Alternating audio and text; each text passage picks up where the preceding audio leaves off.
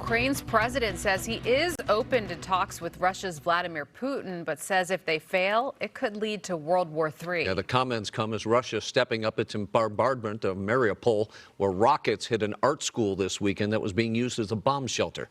Carlos Acedo's live for us in the news center with the latest developments. Carlos?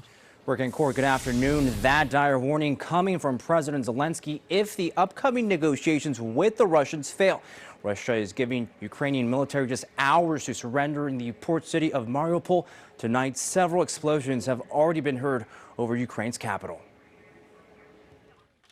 Parts of the besieged city of Mariupol in ruins following days of continuous bombardments. Russian forces trying to gain control of the strategically important port city.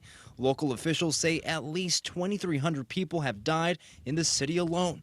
The relentless attacks causing shortages of food, water, and energy supplies. Блокадний Маріуполь увійде в історію відповідальності за воєнні злочини. President Volodymyr Zelensky saying the siege of Mariupol will go down in history as Putin's terror, adding the ongoing negotiations with Russia are not simple or pleasant, but necessary. He went as far as to say if the latest peace talks fail, World War III could be imminent.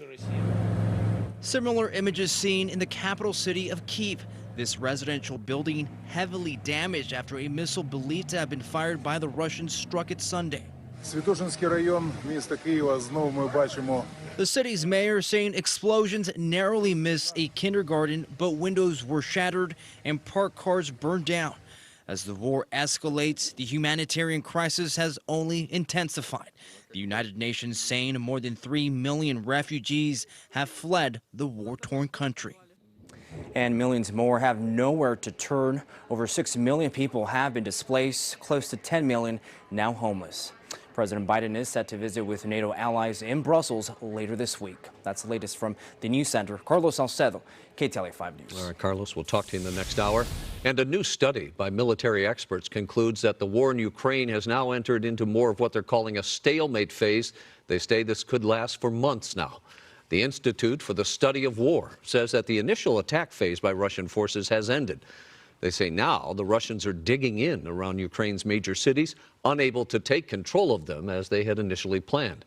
One study goes on to say that this stalemate phase will likely be more violent, especially if it stretches on for months or even longer.